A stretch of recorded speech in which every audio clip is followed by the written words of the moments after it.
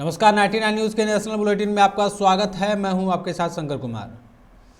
प्रधानमंत्री नरेंद्र मोदी का 11 और 12 मार्च को गुजरात का 2 दिवसीय दौरा शुरू हो चुका है। कोरोना काल के बाद यह पहला मौका है जब मोदी गुजरात में किसी बड़े सार्वजनिक कार्यक्रम में शामिल हो रहे हैं। एयरपोर्ट से बीजेपी ऑफिस कमलम तक 9 किलोमीटर लंबा रोड शो किए मोदी के स्वागत के लिए सड़क के दोनों ओर 50 मंच बनाए गए हैं, जिसमें 4 लाख लोग जुटे हैं।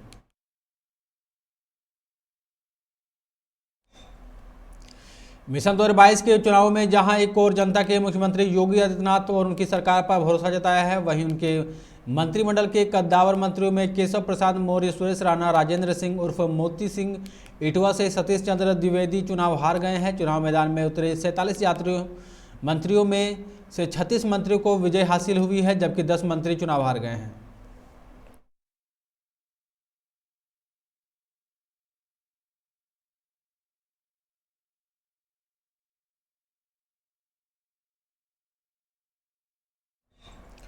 बारा से गुजर रहे राष्ट्रीय राजमार्ग 27 पर आज सुबह बड़ा हादसा हो गया है। उल्टी दिशा में आ रहे ट्रैक्टर ट्रॉली को बचाने के चक्कर में एक बस अनियंत्रित होकर पलट गई। हादसे में बस के नीचे एक बच्ची फंस गई, जिसे क्रेन की मदद से बस को ऊंचा कर निकाला गया। बच्ची को मामूली चोट लगी है। घटना में 15 से 20 लोग घायल हुए हैं, जिन्हें इलाज के लिए 12 अस्पताल में भर्ती कराया गया है।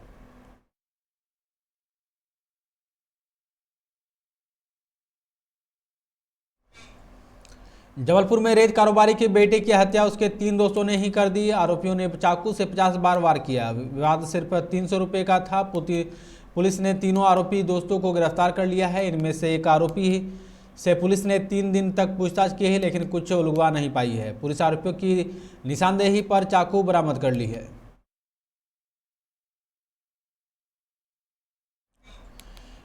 हरियाणा के पानीपत में एक शख्स ने बेटे के साथ मिलकर पत्नी की जहर देकर हत्या कर दी है। मृतका आरोपी पति की साली भी और साथ में दूसरी बीवी भी थी। आरोपी बेटे की मौसी थी और उसे मां बनकर पाल रही थी। यानी आरोपी पति की पहली शादी मृतका की बड़ी बहन से हुई थी और हत्या में साथ देने वाला बेटा उसी से था।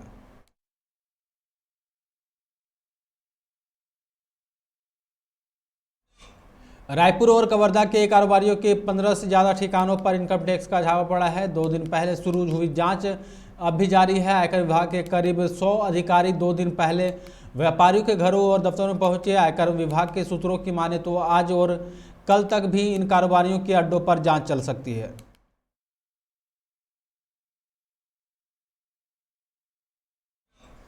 छत्तीसगढ़ के बीजापुर में आज सुबह हाई हुई मुठभेड़ में सुरक्षा बलों ने एक नक्सली को ढेर कर दिया है।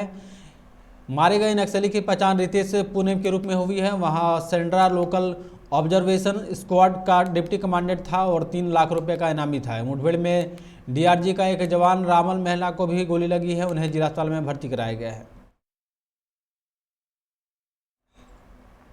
बिलासपुर में महिला पंच ने फांसी लगाकर आत्महत्या कर ली है। उनका शव घर में ही पंखे से लटका हुआ मिला। आज सुबह जब बच्चे सोकर उठे तो घटना का पता चला। इसके बाद पुलिस को सूचना दी गई। महिला के पति ने 4 साल पहले उसे छोड़ दिया था। इसके बाद महिला का दूसरे युवक से प्रेम प्रसंग चल रहा था। अब युवक का रिश्ता कहीं और तय हो गया। ऐसे में आशंका है कि इसी के चलते महिला पंच ने खुदकुशी कर ली है।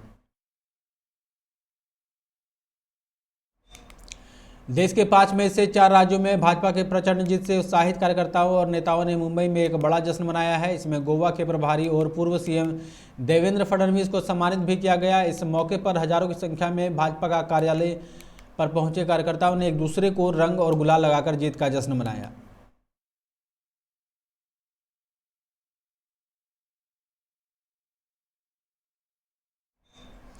हिमाचल प्रदेश के शिमला के रामपुर में 2 लड़कों के सतलुज नदी में डूबने की आशंका है। एनडीआरएफ पुलिस और स्थानीय लोगों की मदद से रेस्क्यू ऑपरेशन जारी है, लेकिन अब तक दोनों किशोरों का कोई सुराग नहीं लग पाया है। लापता दोनों लड़कों की उम्र 14-14 साल बताई जा रही है।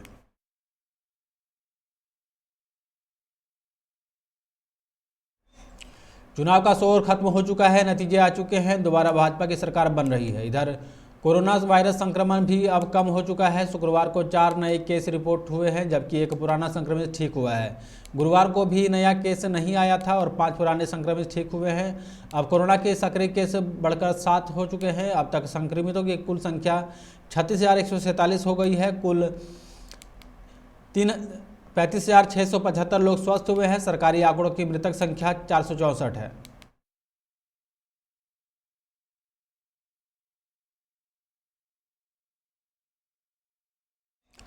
जम्मू कश्मीर में कोरोना से बचाव के लिए एक और बड़ी उपलब्धि हासिल की है। 15 से 17 साल के आयु वर्ग में 100% लक्ष्य को हासिल कर लिया है। अन्य वर्गों में पहले से ही 100% लक्ष्य हासिल किया जा चुका है।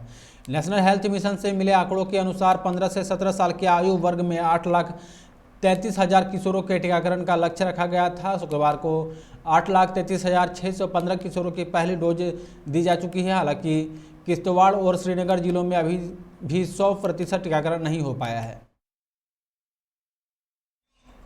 खबरों में फिलहाल इतना ही। आप देखते रहे 99 न्यूज़। नमस्कार।